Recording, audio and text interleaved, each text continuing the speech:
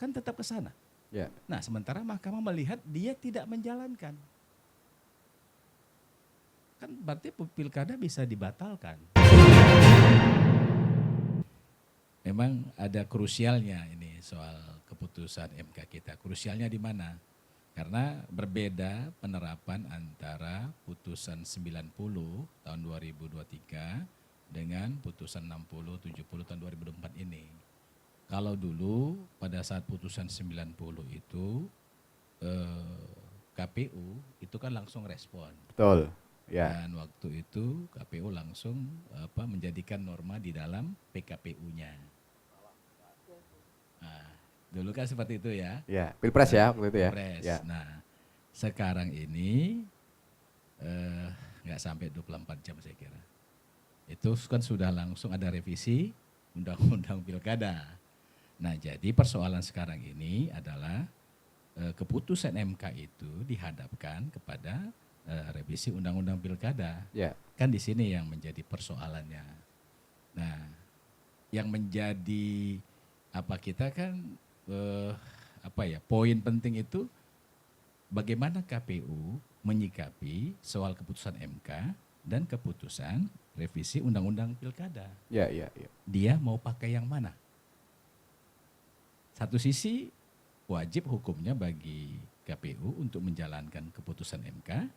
Di sisi lain juga KPU wajib menjalankan undang-undang yang diputuskan oleh DPR bersama pemerintah. Kan itu yang ada terjadi kerutan ini. Nah, sebetulnya kalau misalnya lembaga DPR itu meresponnya tidak dengan cara merevisi, artinya norma yang sudah diputuskan oleh MK itu dijadikan sebagai dasar bagi KPU untuk memasukkan dalam norma PKPU-nya, mungkin kan nggak ada persoalan. Nggak ada persoalan, menguatkan ya kan? Ya, selesai. Ya, selesai barang tuh. Nah, ini kan sekarang barang tuh masalahnya tidak seperti itu. Ya. Nah, tadi DPR sudah membawa sidang paripurna. Hanya saja karena hanya hadir 87, Ya. tidak quorum. Ya, tidak quorum, akhirnya itu ditunda. Kita nggak tahu wallahu alam tundanya sampai kapan. Ada keputusan katanya kalau misalnya sampai tanggal 27 tidak ada keputusan, maka berlakulah keputusan MK, kan seperti itu. Hah? Kalau tunggu tengah malam itu nggak tahu lagi kita. Tapi memang boleh itu memang. Di DPR itu kan boleh aja kan. DPR di Bandung sering kok saya dengar. Yeah. Malam-malam putusan itu ketuanya ada. Boleh. Iya. Nah, jadi yang krusialnya itu adalah pilihan soal KPU ini sampai tanggal 27 nanti kira-kira berani gak dia menggunakan keputusan MK atau dia menggunakan yang lama. Iya. Kan itu. Nah, maka sebetulnya ya di tengah-tengah perdebatan ini sebetulnya kalau misalnya kelembagaan-kelembagaan di negara kita ini katakanlah eksekutif, legislatif dan yudikatif itu semuanya berpegang teguh terhadap koridor hukum, maka menurut saya nggak ada persoalan.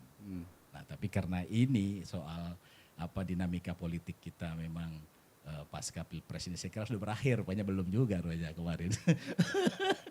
Seperti seolah-olah sudah berakhir ternyata belum juga. Jadi dinamika masih terjadi. Jadi kerutannya di sana. Jadi ada kerutan hukum yang memang ini harus segera diselesaikan.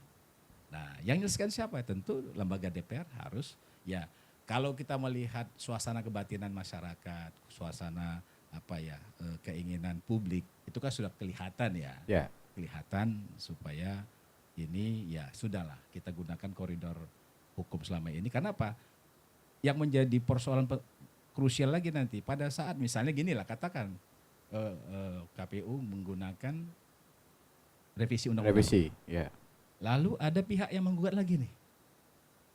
Menggugat ke Mahkamah Konstitusi lagi. Ya. Kan nanti kan kalau istilahnya itu kalau terjadi sengketa di pilkada, penyelesaiannya kan Mahkamah Konstitusi.